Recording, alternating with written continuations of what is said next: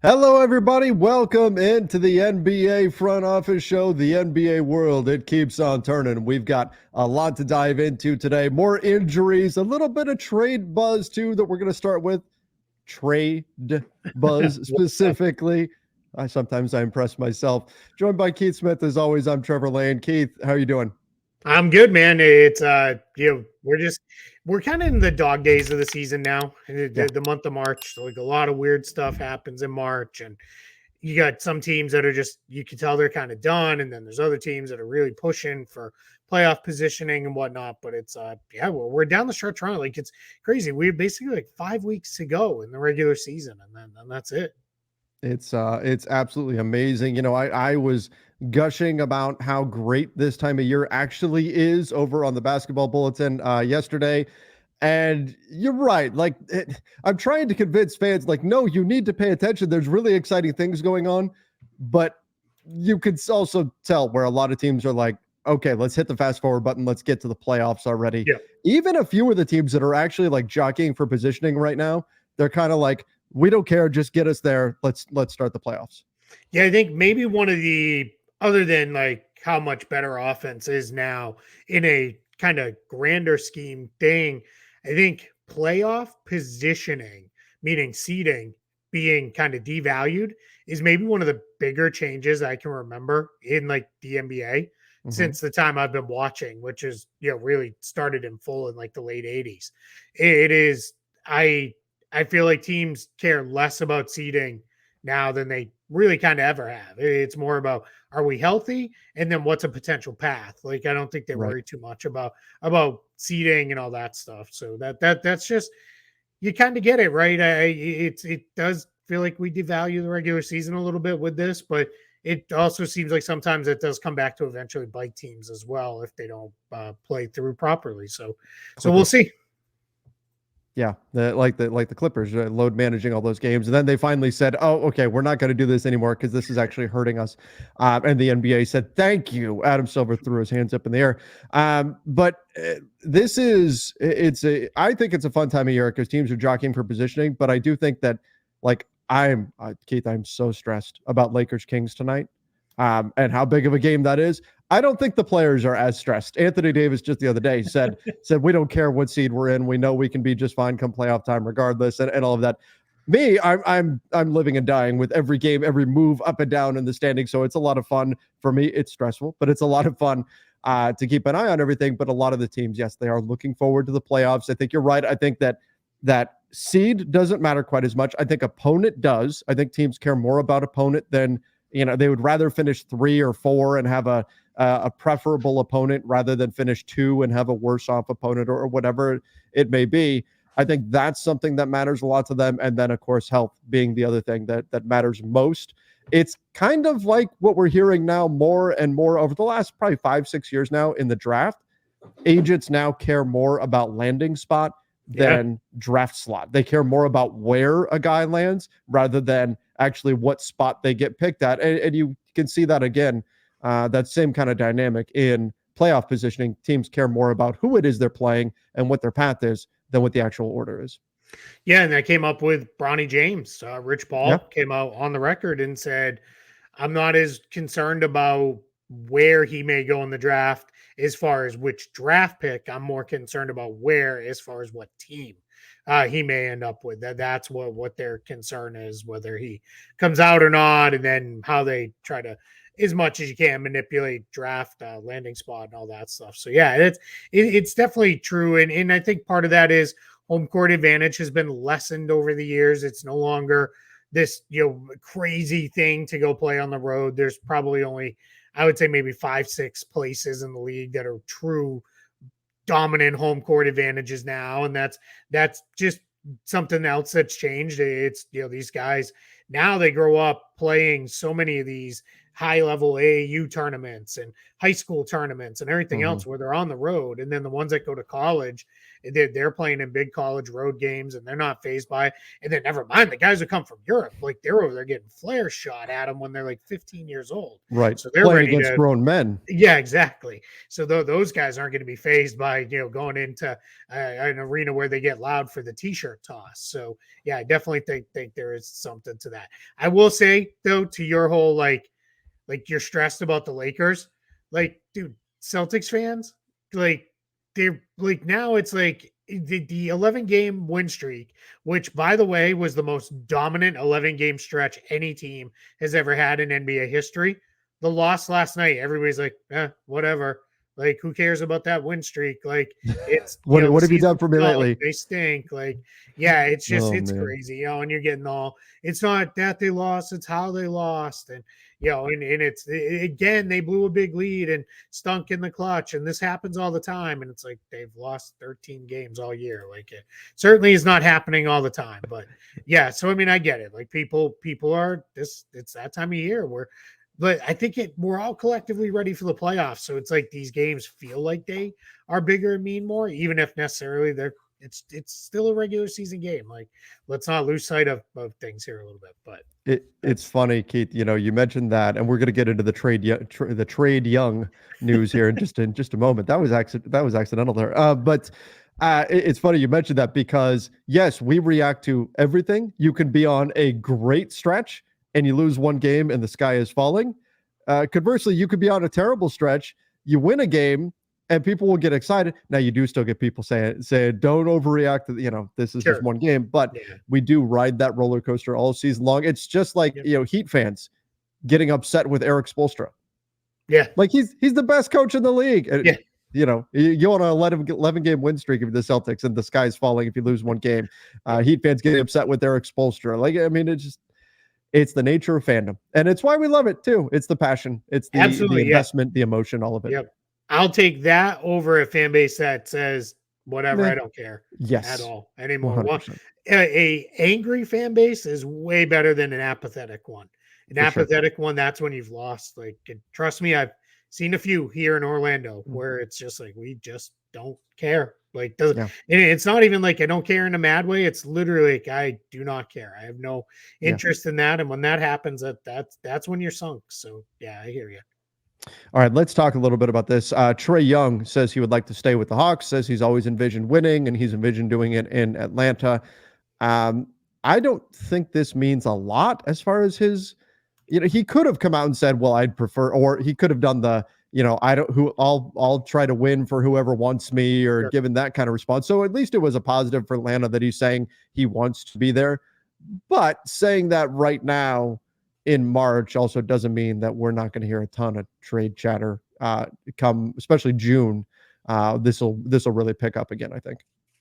Yeah, completely agree. I think we are in a position with this one where it's to some extent too only so much in his control. He doesn't have any kind of no trade clause or anything. So if the Hawks decide, hey, the best way forward for us is to Sure. trade you, doesn't really matter where he wants to be. Now, you got to be careful with that because you start trading away star players that say they want to be somewhere that can really backfire on you very very quickly. So I think they're going to be careful. But yeah, this came out of an interview with Taylor Rooks. She does a great job. One of my favorite things with her is she'll just ask the question, and she did. She came straight out and was like, "Do you want to be traded?" And he was basically like, "No." And then he kind of gave the whole like long-winded answer where these Right. guys are just so well trained, like they say a lot without saying much. And then she said, "So just to clarify, you don't want to be traded from the Hawks, right?"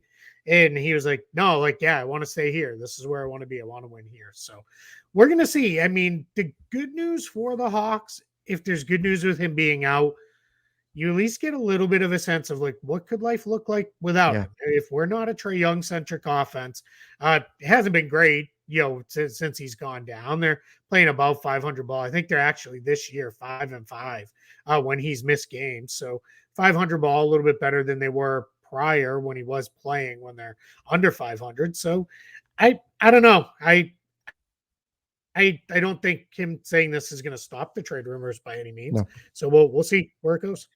Do you think the Hawks need to trade one of Trae Young or DeJounte Murray this Yes. summer? Yeah, I do. I just don't think it works. I think we have enough evidence now. We have two essentially full seasons. I know Young's been out the last little bit here and this year, but we had two full seasons of seeing it. Just it doesn't work because Trae Young doesn't want to be off ball, and DeJounte Murray is not good when he is off ball. Yeah. So that turns into it just becomes very, very messy. You want multiple creators and ball handlers in your lineups, but at least one of them has to be willing to play off ball and actually okay at doing it.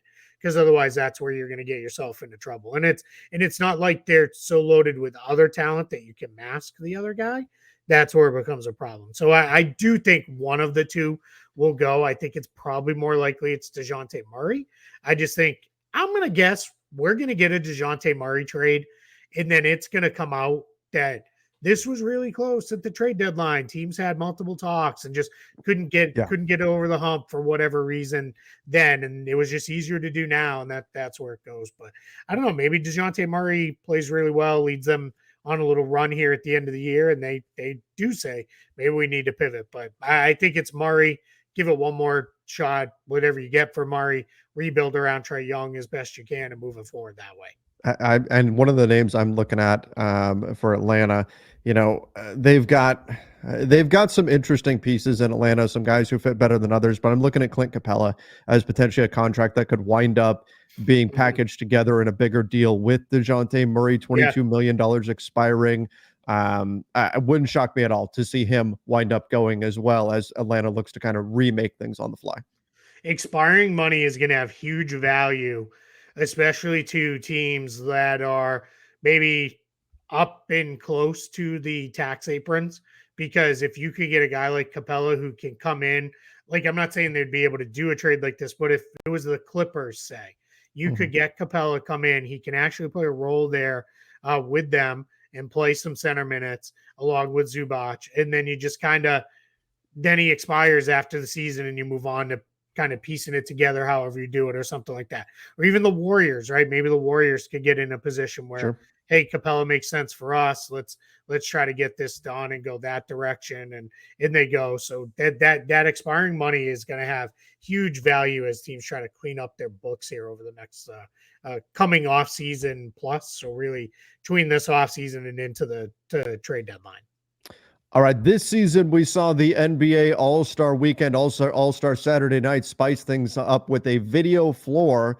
Could next season they spice things up with some superstars? It's Zion Williamson in the dunk contest. Now, I know Jaylen Brown did it this past year, so maybe that kind of paves the way. But Zion Williamson says he's open to doing the dunk contest. He'll do it if he's an all-star. So if he makes it to the all-star team, he will be in the dunk contest. Keith, I mean, we've been asking for this for a long time for guys like LeBron, this caliber of athlete to do the dunk contest.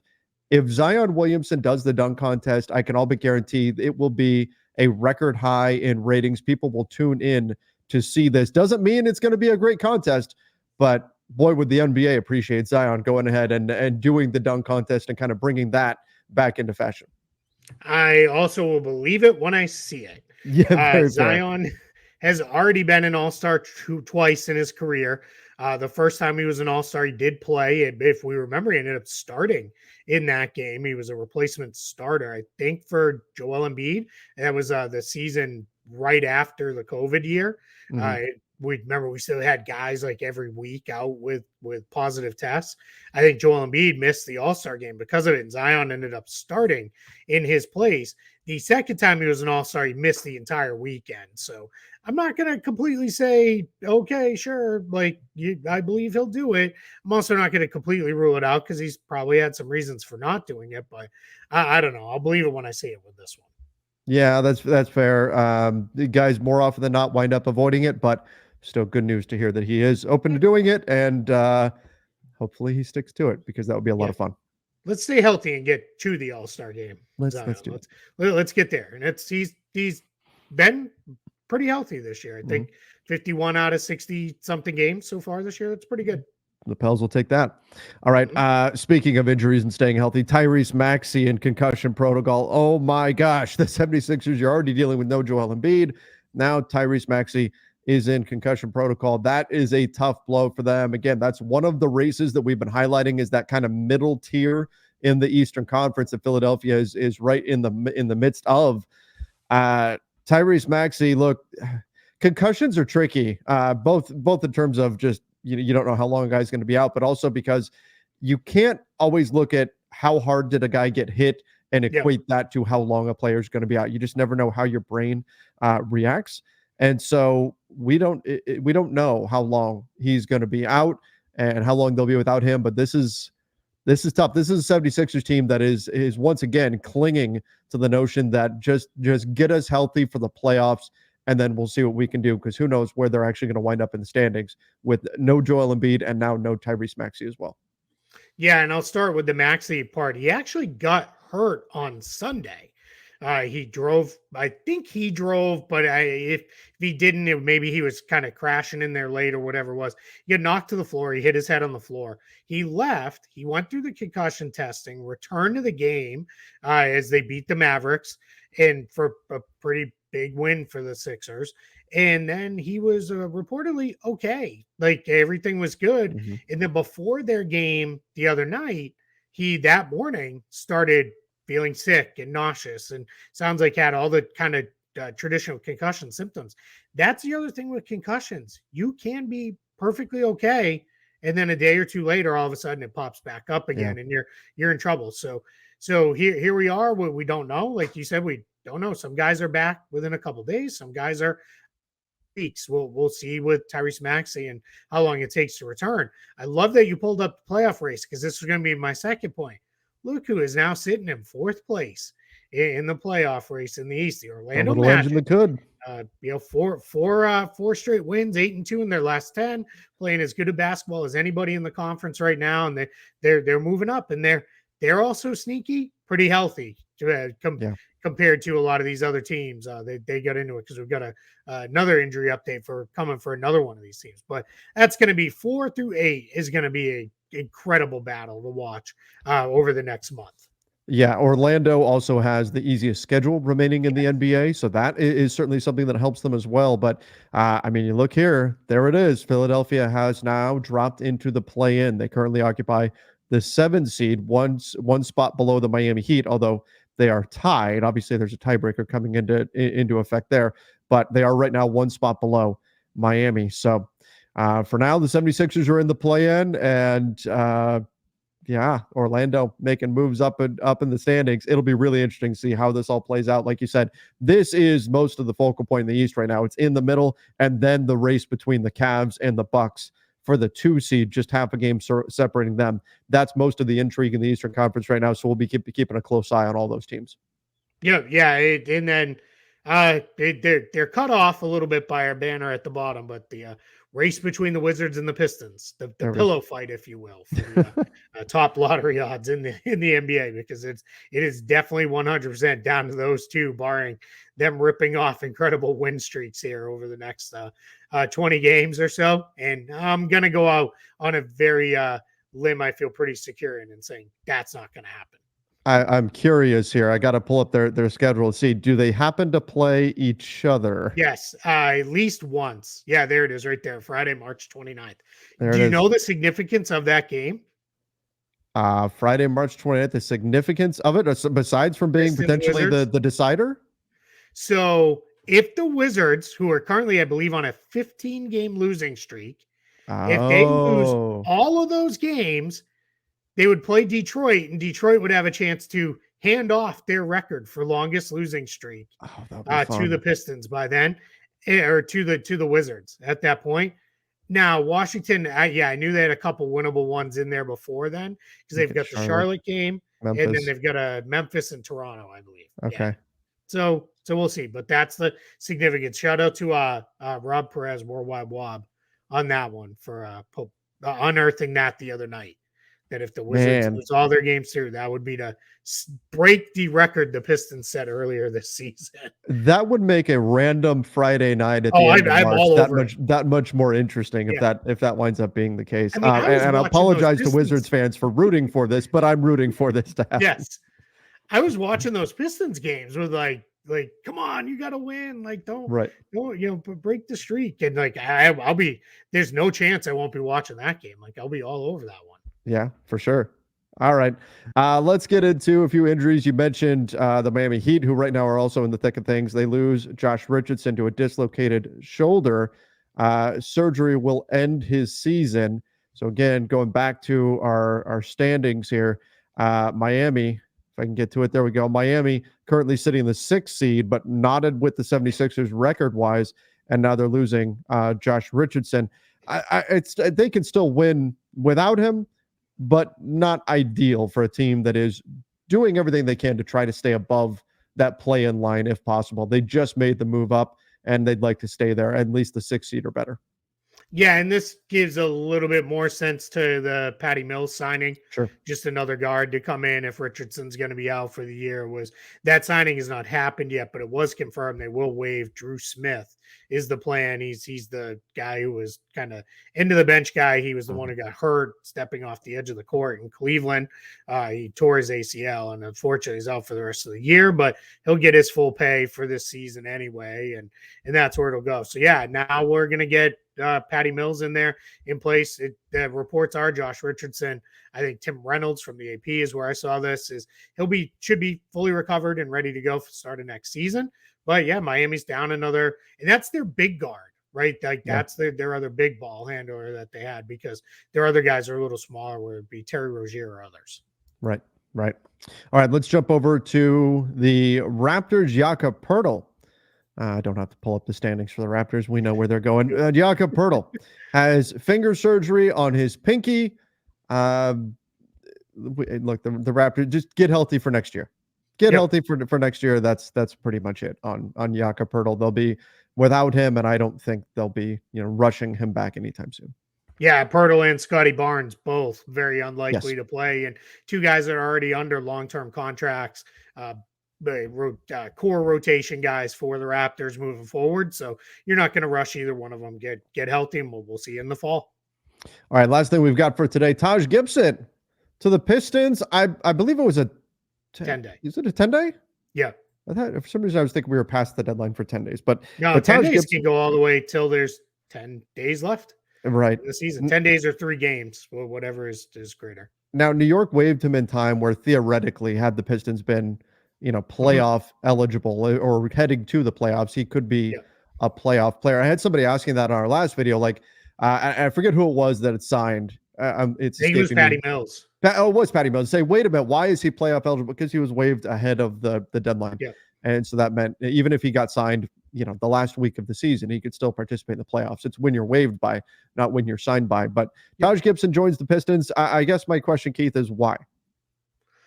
Yeah, I don't know. Some Pistons, I mean, I kind of made a little bit of a joke of why are we doing this? And some Pistons fans are like, hey, it's actually going to be good to have, him here to mentor our younger bigs, an adult, sure. Them. But I'm like, it's a 10-day deal. Like, even if you do 2 of them, like, I don't know that 20 days of Taj Gibson boot camp is going to be what turns around, careers or anything like that. And I thought their big guys were doing just fine anyway. Mm-hmm. But yeah, so we'll see. I don't know. I just kind of shrugged. My guess is this is more of a, hey, we're going to take care of him, get him another deal. And this summer, when we're interested in one of your free agents, like, remember, please, like, let's kind of have that conversation with his agency. And because it doesn't make a lot of sense. I just assumed he'd end up back with the Knicks, who still are sitting on 2. They're still sitting on 2 open roster spots. So I think it's going to be, I thought that's where he'd go. Maybe he still does go back to the Knicks, because 10 days, those aren't waivers. Just so everybody's clear, a 10-day contract ends. So players are still eligible to sign and be playoff eligible and everything if they're coming off a 10-day, because that's not a waiver. So maybe this is just his way of saying, hey, this is going to keep me in shape until Tibbs calls me back up. Yeah. Till my buddy needs me. Yeah. Yeah. So, hey, I have one last quick hitter at the end. The NBA announced today the Abu Dhabi games. It's going to be the Celtics and Nuggets next preseason. So they'll be headed over to Abu Dhabi for the preseason games. They're going to play 2 preseason games at the beginning part of October. That means both franchises will get a little jump on opening training camp. I think it's most teams opening training camp on like a Tuesday. Those teams can usually open up like the prior Thursday or Friday, just because they are going out of the country. They basically lose days with travel on either end. So, interesting. I will say probably not ideal for the Celtics and Nuggets themselves, with guys that 2 teams that are expected to go late into the year, and then have some guys on the Olympic team, Jason Tatum, Nikola Jokic. So we'll see how that all comes together ultimately, months from now and at the start of next season. But just interesting that they picked 2 very high profile teams to send over this year. Yeah. I mean, the NBA pulling out the stops there to put a good game on in Abu Dhabi. So that's certainly one that we'll keep an eye on, and we'll be watching. By that point of the year, we will be so starved for basketball that game could be on at 3 a.m. and we're going to be up watching that. That'll be fun. Yep. All right. It'll probably be, those games. They're usually like in the morning. Yeah. When they come on, it's like 10 or 11 in the morning, East Coast time at least. So right. I know I'll be watching. Like I'll absolutely be dialed in and ready to go. We'll set the alarm and we'll make it happen. Yep. All right, everybody. Appreciate you for joining us on today's show. Make sure you guys check out the Basketball Bulletin. Put the link for that in the description down below. And don't forget to subscribe right here to the NBA Front Office YouTube channel, as well as the podcast feed over on Apple Podcasts, Spotify, wherever you listen to podcasts. Till next time, see ya and stay safe.